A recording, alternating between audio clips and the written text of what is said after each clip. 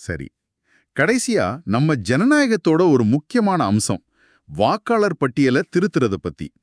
சிறப்பு தீவிர திருத்தம்னு special intensive ரிவிஷன்னு சொல்றாங்கல்ல, அது என்ன?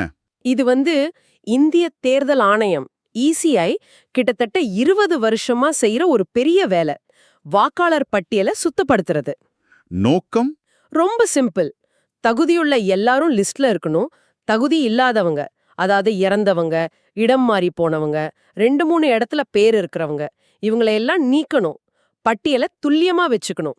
பீகார்ல இத வெற்றிகரமா செஞ்சாங்க. அதனால இப்போ மத்த மாநிலங்களுக்கும் விரிவுபடுத்துறாங்க. இப்போ எந்தெந்த மாநிலங்கள்ல இது நடக்குது? எவ்ளோ பெரிய வேலை இது? இப்போதைக்கு தமிழ்நாடு, மேற்கு வங்கம், கேரளா, யூபி, எம்பி, ராஜஸ்தான், சத்தீஸ்கர், கோவா, குஜராத்னு 9 மாநிலங்கள்.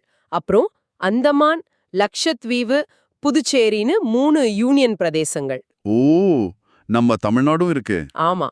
நவம்பர் 4ஆம் தேதி ஆரம்பிச்சது. டிசம்பர் 9ல வரைவு பட்டியல் வரும். Final list February 7, 2026ல. எவ்ளோ பெரிய வேலைனா, இதுல கிட்டத்தட்ட 51 கோடி வாக்காளர்கள் சம்பந்தப்பட்டிருக்காங்க. 321 மாவட்டங்கள், 1800க்கும் மேற்பட்ட சட்டமன்ற தொகுதிகள்.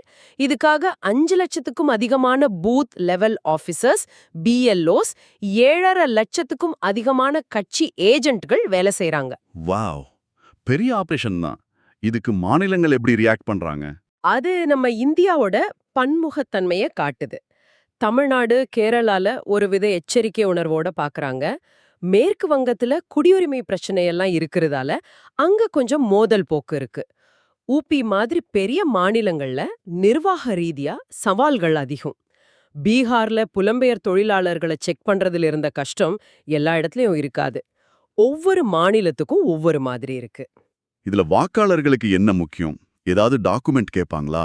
வெளிப்படைத்தன்மை எப்படி? இதுதான் ரொம்ப முக்கியம். தேர்தல் ஆணையம் ரொம்ப தெளிவா சொல்லிட்டாங்க. இந்த கணக்கெடுப்பு நடக்கும்போது வாக்காளர்கள் கிட்ட இருந்து எந்த விதமான ஆவணமும் வாங்கப்படாது. ஓ, இதனால விஷயமாச்சே. ஆமா, இது தேவையில்லாத பயத்தையும் குழப்பத்தையும் தவிர்க்கும்.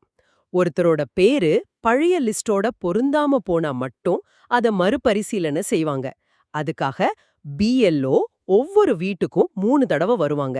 நாம வழக்கமா யூஸ் பண்ற படிவம் 6, 7, 8 இதுகளைத்தான் இதுக்கும் யூஸ் பண்ணுவாங்க. அப்போ இது ஒரு உரிமை சார்ந்த விஷயமா?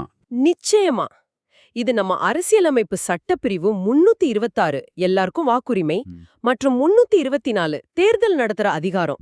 இதையெல்லாம் உறுதி செய்து இது வாக்காளர் பதிவை ஒரு அரசு வேலையா பார்க்காம நம்ம உரிமையா பார்க்க வைக்குது. இதோட பரந்த தாக்கம் என்ன? எதுக்காக இது இவ்ளோ முக்கியம்? இது வெறும் டெக்னிக்கல் அப்டேட் இல்ல. இது ஜனநாயகத்தை புதுப்பிக்கிற ஒரு செயல். காலாவதியான பதிவுகளை நீக்கிறதுனால ஒவ்வொரு ஓட்டும் சரியா கணக்கிடப்படுதுன்னு உறுதி செய்து. இறந்து போனவங்க பேர்ல ஓட்டு போடுறது, இடம் மாறி போனவங்க பேர்ல ஓட்டு போடுறது, இதையெல்லாம் தடுக்குது. சரி. இது ஒரு பக்கம். இன்னொரு பக்கம் புதுசா தகுதி பெற்றவங்களையும் சேர்க்க இது உதவுது. உச்ச நீதிமன்றமும் இதோட அவசியத்தை ஏத்துக்கிட்டாங்க.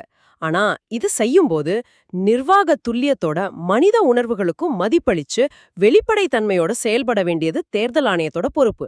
டெக்னாலஜியும் பயன்படுத்தணும்,